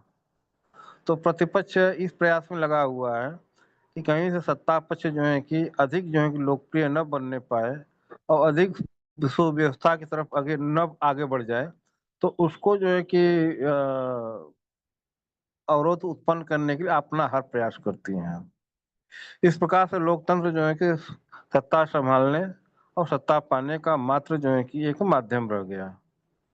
आंदोलनों की स्थिति में देखा जाए तो गांधी जी का आंदोलन जो है कि सर्वप्रथम देश का, हमने आंदोलनों की बात करें तो गांधी जी का आंदोलन है, लेकिन गांधी जी का आंदोलन हैक हो गया और नेहरू ने हैक कर लिया, तो अब अन्ना का आंदोलन तो बहुत बड़ी बात नहीं थी, अन्ना का आंदोलन भी हैक हुआ, उसको केजरीवाल ने हैक कर लिया। लेकिन कुछ आंदोलन ऐसे होते हैं कि जो है कि पीढ़ी दर पीढ़ी चलती रहती हैं और हैक नहीं हो पाते हैं, उसमें हम इसका श्रेय जो है कि देंगे जो है कि आरएसएस का आंदोलन जो है कि इस मामले में बहुत सफल रहा है और पीढ़ी दर पीढ़ी चली और अपने उत्तराधिकारी जो है कि भी उसके मिलते गए। देखा जाए तो श्यामा प्रसाद मुखर्जी से लेकर नरेंद्र मोदी तक एक सिलसिला चलता रहा और एक के बाद दूसरा उत्तराधिकारी उनको मिलता रहा और अच्छे नेता के रूप में। लेकिन जब कोई पार्टी जो है कि अपने उत्तराधिकारी का चयन नहीं कर पाता सही ढंग से, तो यह जो है कि धीरे धीरे जो सारी व्यवस्था गड़बड़ हो गया। कांग्रेस में ही हुआ कि उत्तराधिकारी जो है कि नहीं मिल पाया, कि कांग्रेस या सही उत्तराधिकारी का चयन नहीं कर पाई और धीरे धीरे नेहरू और गांधी परिवार के जो है कि नेहरू परिवार की एक निजी प्रॉपर्टी बनकर रह गई और जो कांग्रेस जो है कि महान से महान नेताओं पंडित बाल गंगाधर तिलक और बड़े बड़े जो है कि महान नेताओं की जो है कि पृष्ठभूमि रही है, सुभाष चंद्र बोस जैसे नेताओं की, वो जो है कि जाकर के नेहरू परिवार की एक निजी प्रॉपर्टी बन गई। लेकिन मैं देख रहा हूँ जो वर्तमान जो शासन है इसमें जो है कि उत्तराधिकार अभी भी जो है कि मैं देख रहा हूँ मोदी के बाद का उत्तराधिकारी कौन होगा। मैं समझता हूँ कि अटल आडवाणी जोशी इत्यादि के उत्तराधिकारी के में बढ़िया उत्तराधिकारी मोदी के रूप में मिला है और मोदी के आगे भी मैं देख रहा हूँ कि उनके पास उत्तराधिकारी बढ़िया हैं और निश्चित ही कोई योग्य उत्तराधिकारी मिल सकता है, मोदी से समकक्ष या मोदी से बेहतर भी, लेकिन मोदी से निम्नतम का उत्तराधिकारी की संभावना नहीं है, क्योंकि जो वर्तमान परिस्थिति से देखा जा सकता है कि मोदी के बाद कौन कौन नेता जो है कि हाईलाइट हैं और उसके लिए दावेदारी बन सकती है।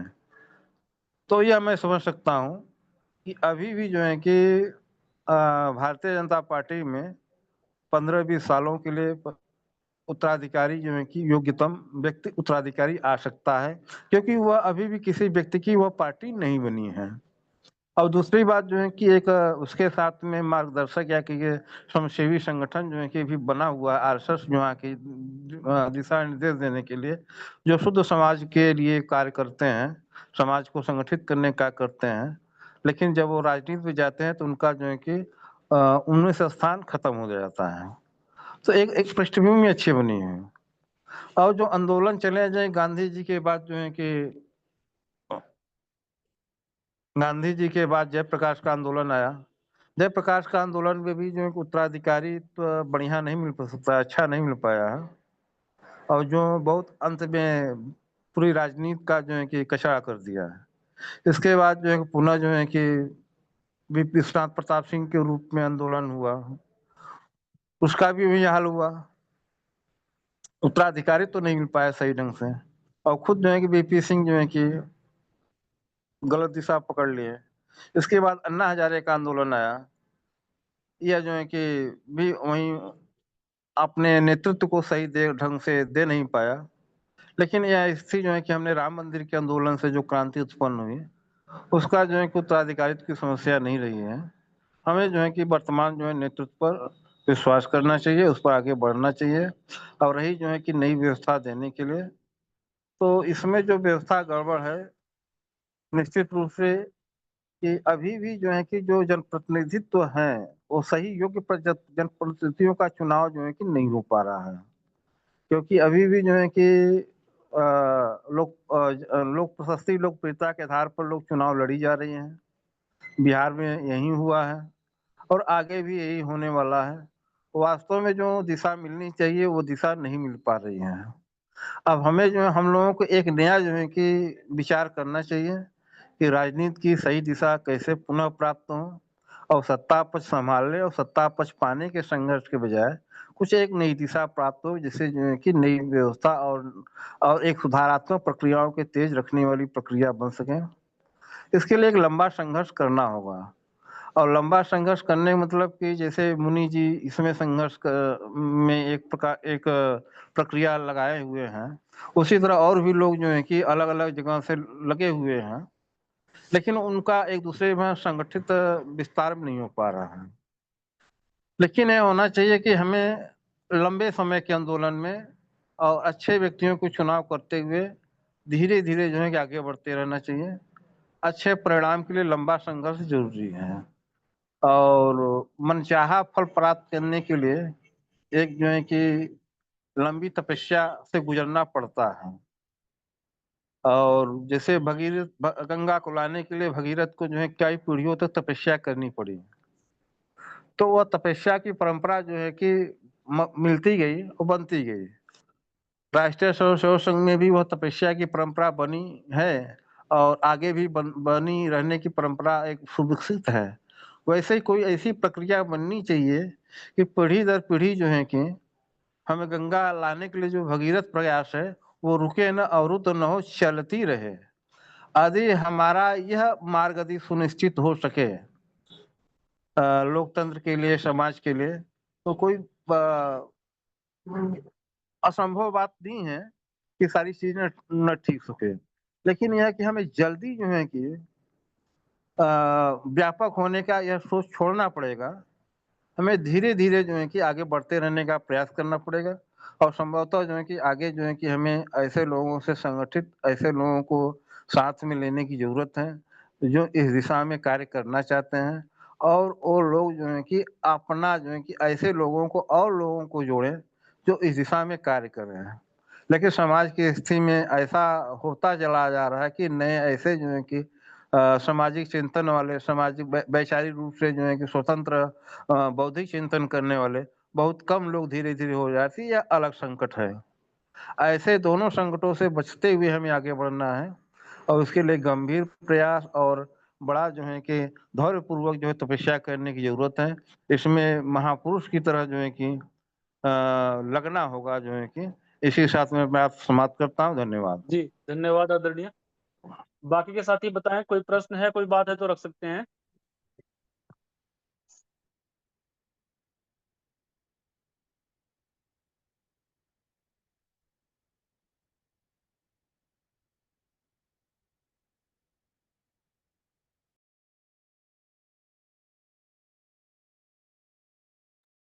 नीता जी, आपको कुछ बात रखनी है, या वैदराज जी को, कमल सिंह चौहान जी, बबलू केसरवानी जी?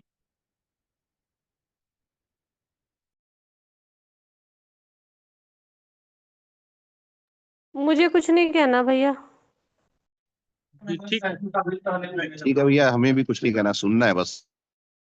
जी जी जी। बबलू के सरवानी जी, आपको कुछ रखना है या कमल सिंह चौहान जी को?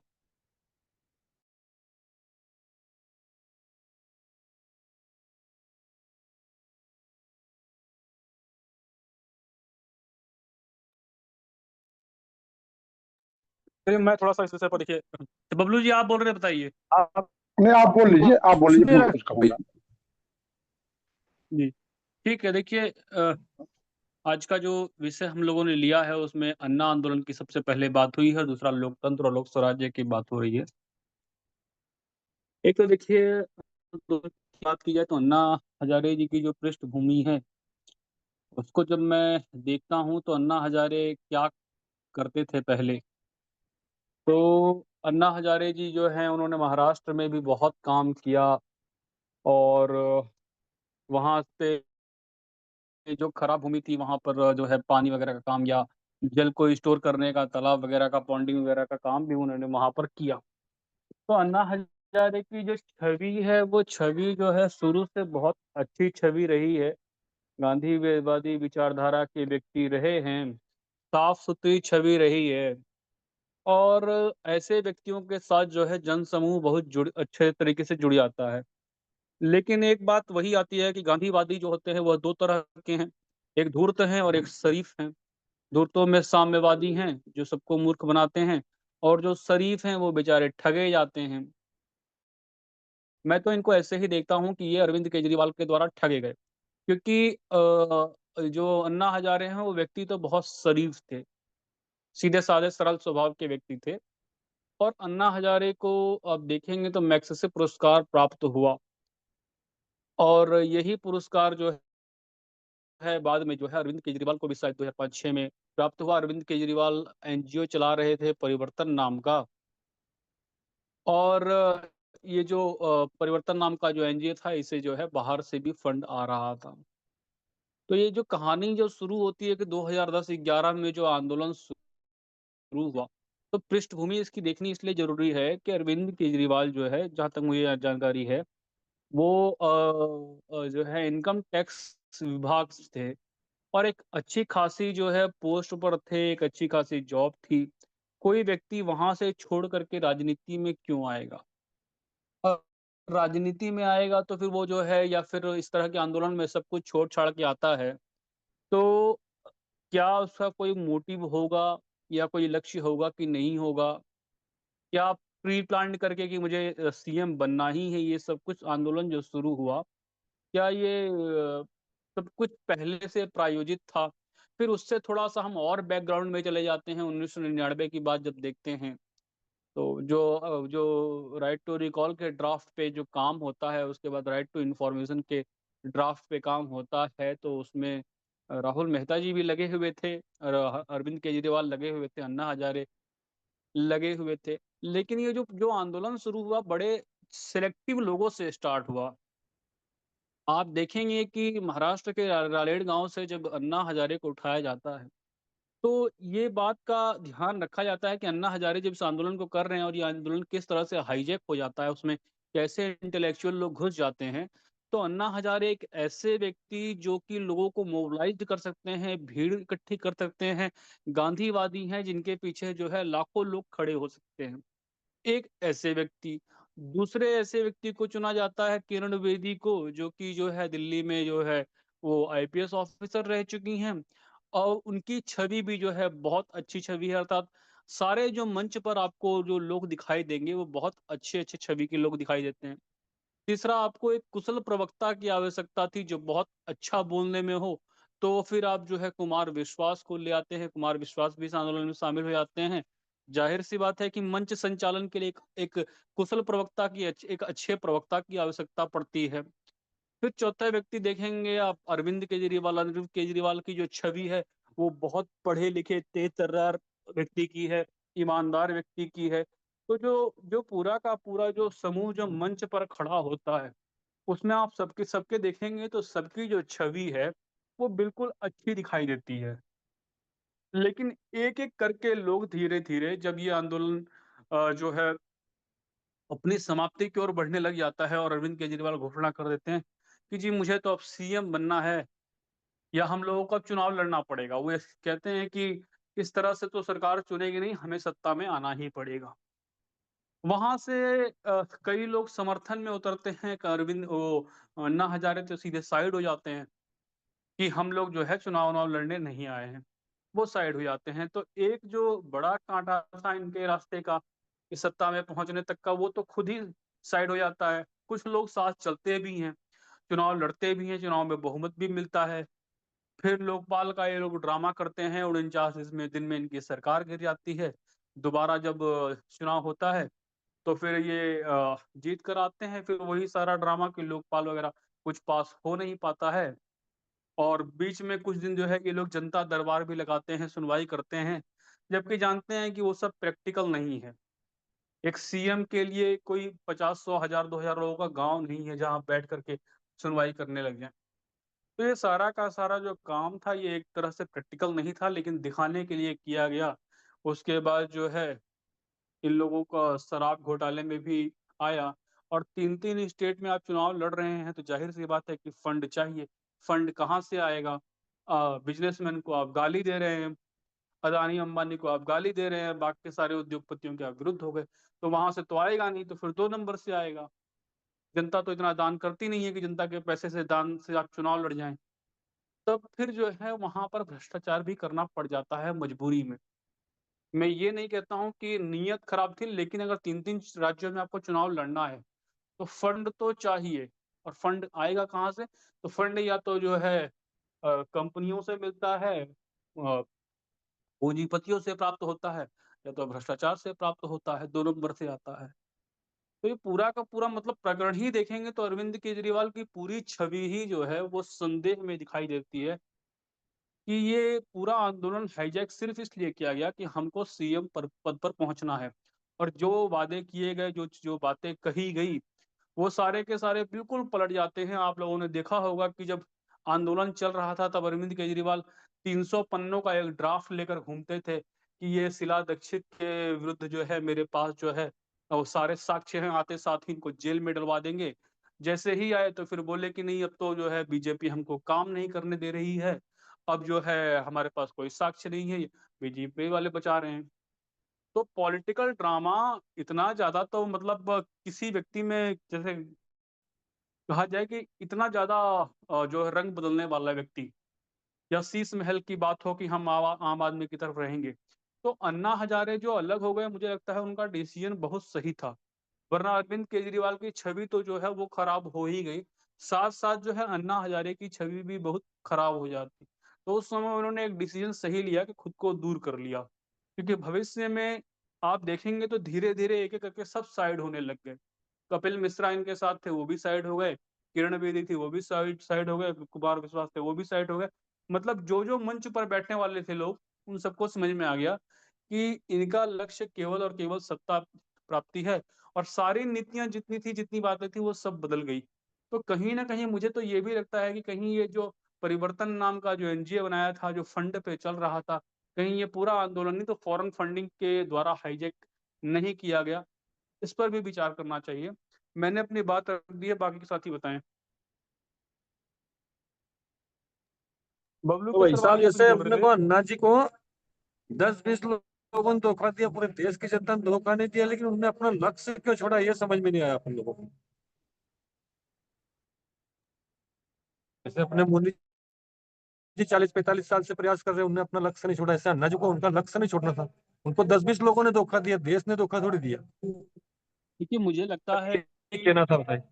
ये ठीक है। मुझे लगता है कि इस चर्चा में ये भी एक बात आई आज कि अन्ना हजारे का जो आंदोलन जो असफल हुआ, उसके बाद शायद ही भविष्य में कोई आंदोलन पर या जनता विश्वास भी करे। जयप्रकाश नारायण के बाद एक उम्मीद बंधी हाँ थी, तो जनता जो है वो भी एक डिमोरलाइज हो जाती है। लोग अपना घर बार छोड़ करके, कितने स्टूडेंट जो है पढ़ाई छोड़ करके उस आंदोलन में शामिल हुए, करियर वगैरह सब कुछ बर्बाद हो गया। तो हाँ, फिर दोबारा से हाँ, ऐसा आंदोलन खड़ा करना और दोबारा से वो विश्वास हासिल कर पाना, ये बड़ा कठिन कार्य है। ठीक है भाई साहब। जी, बबलू थोड़ा केसर मैं वानी कुछ कुछ बोल रहे हेलो। हाँ जी, आवाज आ रही है ब्रजेश भैया? जी 1 मिनट रुक जाइए, बबलू जी कुछ बोल रहे हैं। जी हाँ, मेरा ऐसा मानना है कि बहुत हद तक अन्ना हजारे का आंदोलन सफल रहा।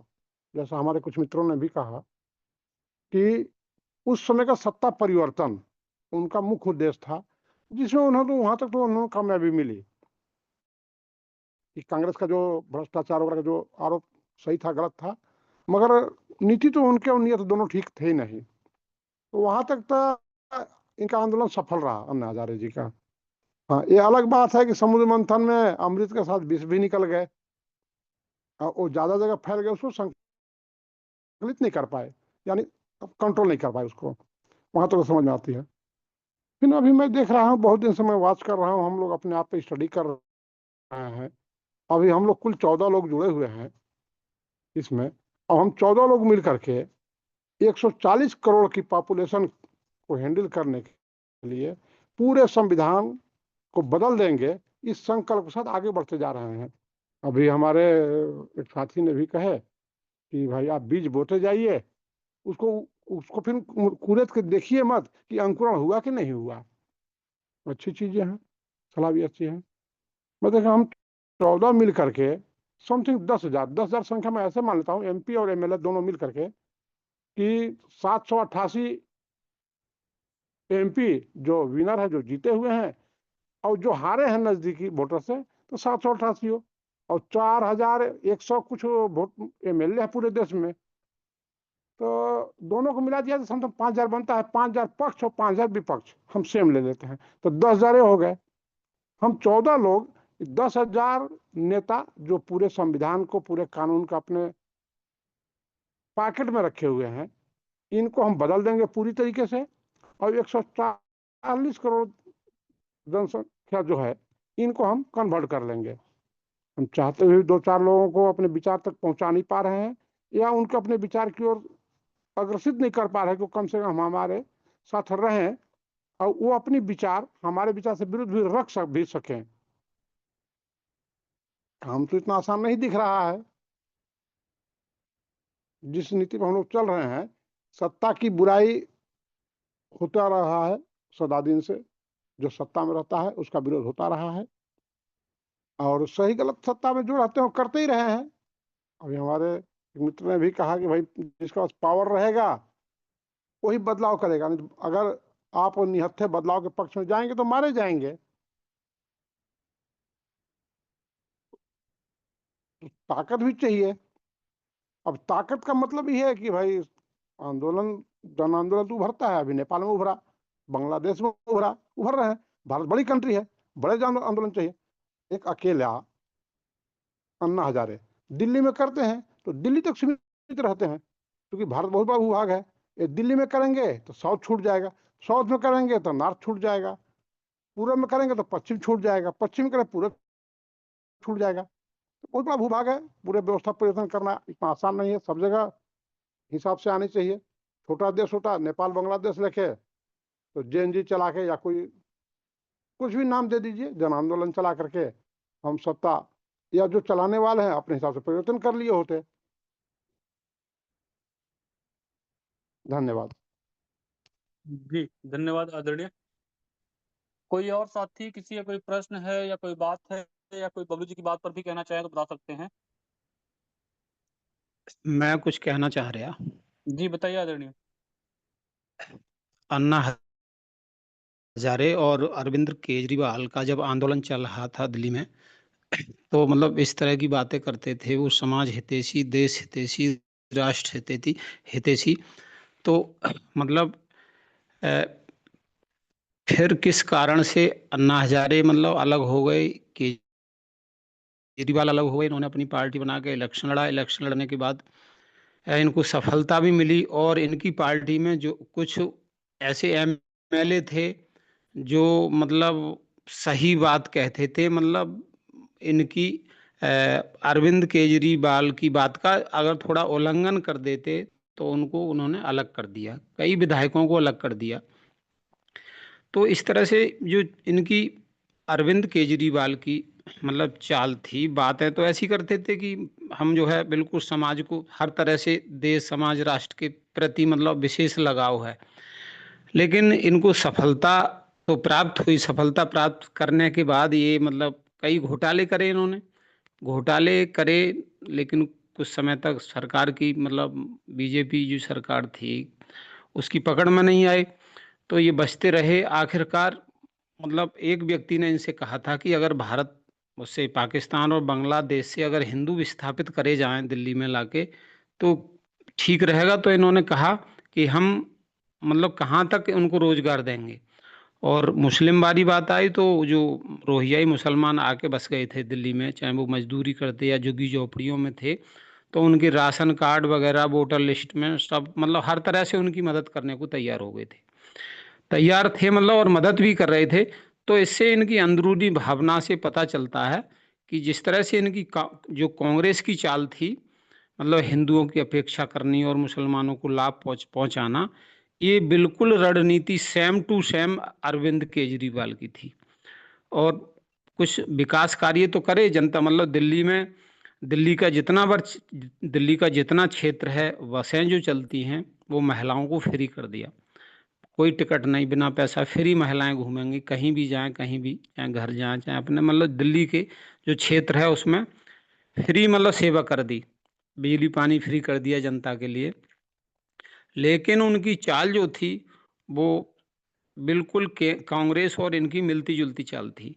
ये सौभाग्य समझ लो दिल्ली का और भारत का, जो मतलब आज मतलब केजरीवाल को पराजय का मुंह देखना पड़ा और कारागार में भी गए जब उन्होंने घोटाला करा, जेल भी काटी।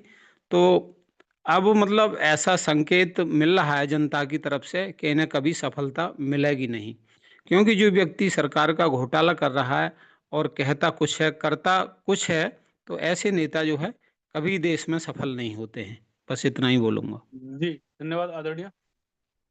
कोई साथी बताएं, किसी का कोई प्रश्न है या कोई बात है तो। एक आध लाइन और हमें कुछ कहना था, अनुमति जी मिले तो बताइए मैं कुछ कहूँ। आदरणीय।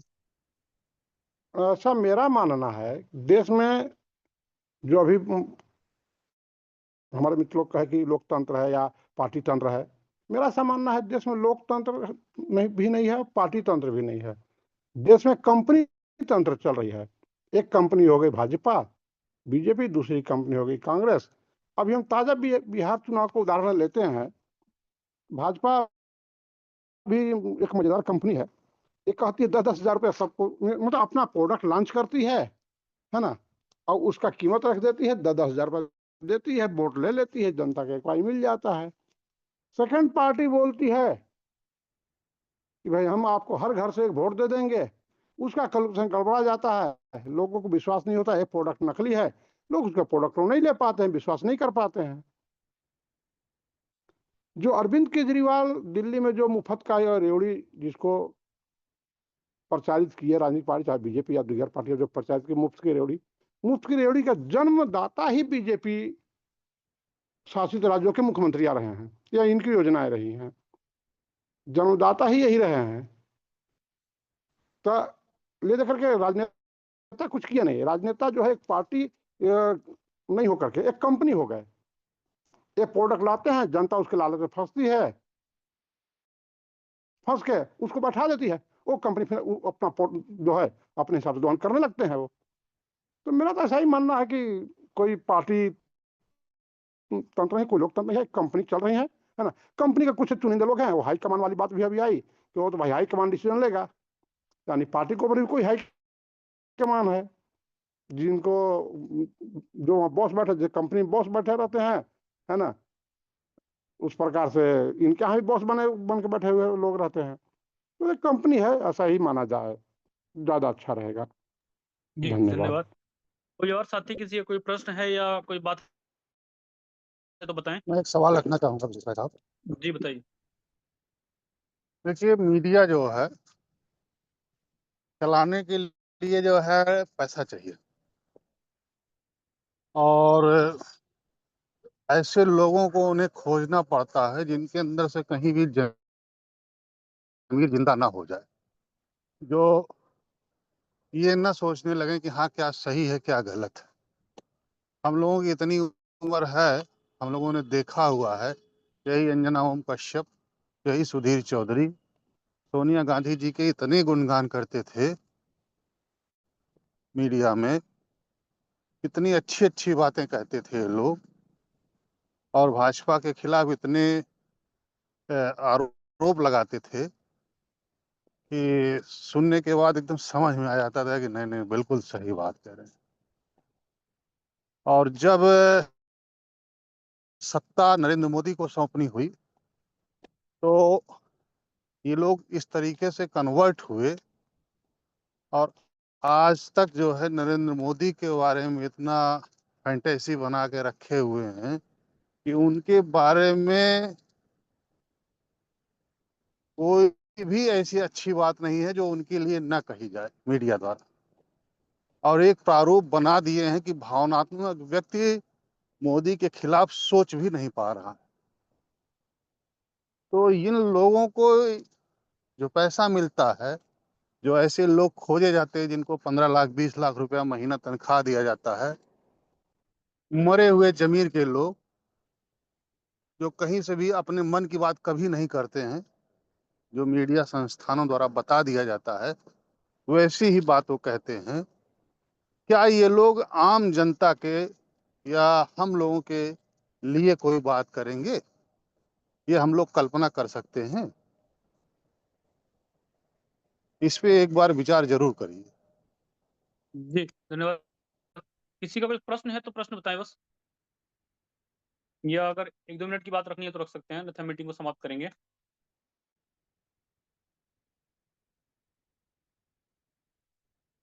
ठीक है विपुल जी, कल का विषय क्या रहेगा? कल का विषय रहेगा मनमोहन सिंह। अच्छा चलिए ठीक है, तो आज की मीटिंग को समाप्त कर सकते हैं।